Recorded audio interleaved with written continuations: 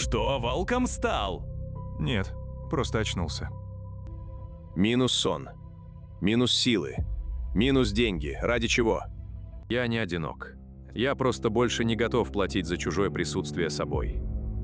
40 с небольшим. Отношения сдохли не от взрыва, от утечки воздуха. Пара лет тягомотины, и оба поняли, дальше смысла нет. В кругу такие новости всегда разлетаются быстро. Друзья звонят с одним и тем же приговором. «Ну чё, когда новую ищем?» Мама вздыхает в трубку, будто он снова в 1 классе без портфеля. Бывшая шлет «Надеюсь, ты счастлив», хотя ждет совсем другого ответа. А он стоит у окна с остывшим кофе и чувствует внутри ровную тишину. Ни горе и ни облегчение, просто пустота. И главное, 0 желания бежать назад. Раньше бы уже сорвался, уже искал, уже убеждал себя, что в этот раз иначе. А сейчас хоть тресни, не тянет. Причем это не тянет бесит окружающих куда сильнее, чем если бы он орал на весь дом. Люди сразу бросаются объяснять, потому что им самим неуютно смотреть на такую тишину. Кто-то шепчет, что он обиделся на весь женский пол и теперь будет волком. Кто-то диагностирует кризис среднего возраста и типичную трусость. Начитавшиеся интернета выдают травму привязанности, после которой он останется один до гроба. А он думает: да не в этом дело, граждане. Чем больше они пытаются уложить его в рамки, тем яснее. Описывают не его, а себя. Тех, кто до сих пор верит, что одиночество автоматически равняется катастрофе. Но здесь работает другая логика. Он перестал использовать другого человека как внешний костыль. Раньше отношения заливали дыры. Подтверждение, что ты ценный, что ты мужик, что жизнь не проходит мимо. Приходишь домой, а там никто не спрашивает, как день. И внутри сразу пусто. Нет секса по расписанию, значит неудачник. Нет планов на выходные, значит не состоялся.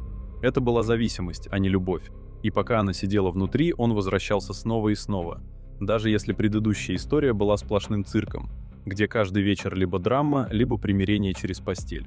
Потому что одиночество было не пространством для жизни, а дырой, которую надо срочно заткнуть. Теперь дыры закрыты. Не за неделю и не по волшебной таблетке из мотивационных роликов. Собирал себя по кускам через режим, тело, дисциплину. И когда перестал дышать чужим одобрением как воздухом, желание вернуться обратно просто исчезло. Не потому что стал злым волком-одиночкой, а потому что наконец собрал себя в кучу. Теперь просыпаешься и сразу знаешь, кто ты, без вопросов. Старые сценарии видятся иначе. Раньше качели эмоций казались нормой. Сегодня огонь, завтра скандал из-за ерунды, послезавтра примирение, которое выматывает сильнее самой ссоры. Сон улетает к чертям, потому что в 2 ночи надо поговорить. Тренировки пропадают, потому что она расстроена, надо поддержать. Восстановление занимает недели. Теперь счет другой. 8 часов сна, 3-4 тренировки в неделю, еда, которая дает энергию. И вдруг вопрос: я готов отдавать полжизни за то, чтобы кто-то сказал «ты мой лучший» или просто полежал рядом? Нет, это не жадность, это взрослый расчет. Тело больше не готово платить эту цену за временное облегчение. Дальше в счет идут деньги. Когда молод и голоден, отношения похожи на совместный стартап. Мол, вдвоем поднимемся. Потом ты вылез сам или хотя бы перестал тонуть каждый месяц и видишь кухню с другой стороны. Совместный быт — это не только дележ аренды, а общие долги, общие решения по тратам, где один тащит больше, а второй начинает считать рубли. Свобода распоряжаться своим временем и деньгами вдруг становится ощутимой. Он уже проходил через затянутый пояс и минималки и вышел с правилом «мой ресурс, мой ресурс». Делит только если сам решит, а не потому что так положено. Стоп! 10 секунд твоего внимания. Приглашаю тебя в телеграм-канал нашего пространства для мужчин, которые хотят собрать себя заново. Тело, психика, дисциплина, одиночество, отношения, деньги, социальная позиция. Без мотивационного шума, без альфа-клоунады, без жалоб на мир. Приятного просмотра. Общество до сих пор считает, нормальный мужик — это обязательно в отношениях. Без этого ты как будто не до конца состоялся. Пока ты сам в это верил, бегал, искал. Когда перестал, люди стали смотреть иначе. Не бедный один, а с уважением. Спокоен, не мечется, не ищет. Женщины чувствуют. Раньше ты бегал с протянутой рукой, теперь они сами начинают задавать вопросы. Мужик, который ничего не просит, это уже другая лига. Некоторые на этом этапе кричат: «Я волк, мне никто не нужен». Но это тоже детство, только в другую сторону. Зрелый мужчина не романтизирует одиночество. Он просто знает цену. Знает, сколько стоит сохранить свой режим, когда рядом чужое расписание, чужие эмоции, чужие ожидания. Знает, как легко потерять то, что строил годами, если снова начать затыкать дыры чужим присутствием.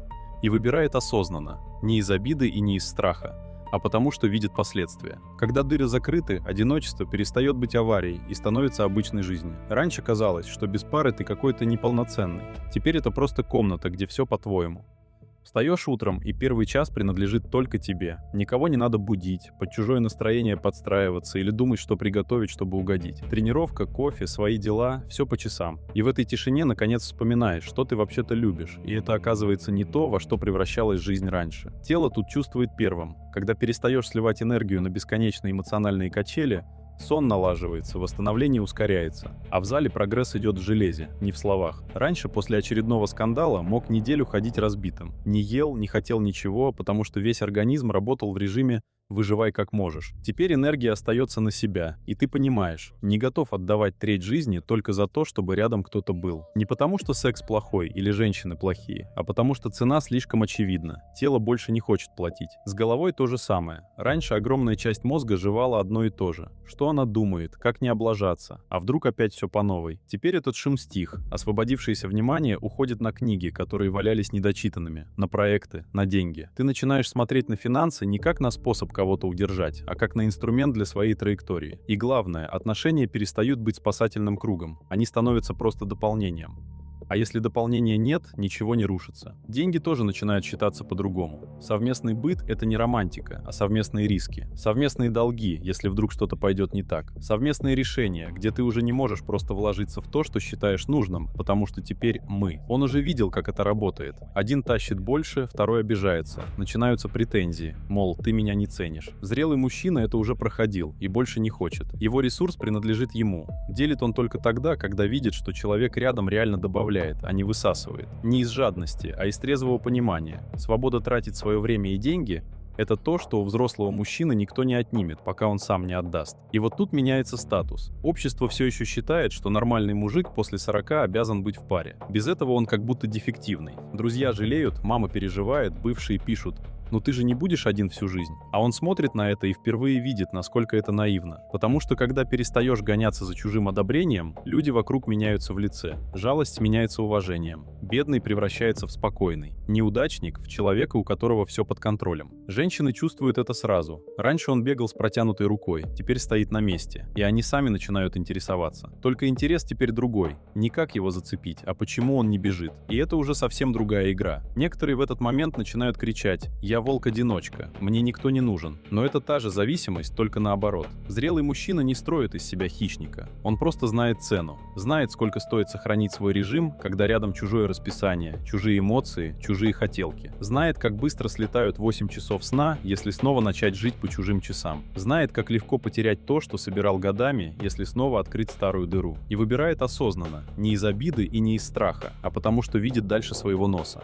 Когда все это собирается воедино, ты начинаешь видеть, как это выглядит в реальной жизни. Есть мужик после 40, который все еще гоняется по тому же кругу. Новая история, новые надежды, новая драма, новый разрыв. Он решает старые задачи. Найду ту, которая меня заполнит. И это видно по мелочам. Он опаздывает на встречи, потому что снова надо поговорить. Он тратит на общие вещи, которые на поверку нужны только ей. Он садится за стол с друзьями и вместо того, чтобы быть здесь, постоянно пишет: «Все норм, скоро буду». Его энергия утекает в ремонт чужого настроения, а тело работает в минус. А есть другой. Он не прячется от людей и не ведет телеграм-канал про волков-одиночек. У него просто нет этого мечтания. Он приходит на ту же встречу вовремя, потому что у него никто не устраивал скандал в 6 утра. Он может выпить пиво, посмеяться, обсудить дела и при этом не ловит себя на мысли, что пора бежать домой отмазываться. Он не объявляет миру, что теперь я сам по себе. Он просто так живет. И вот здесь начинается самое интересное. Люди вокруг пытаются понять, что с ним не так. Друзья не могут привыкнуть, что он не жалуется,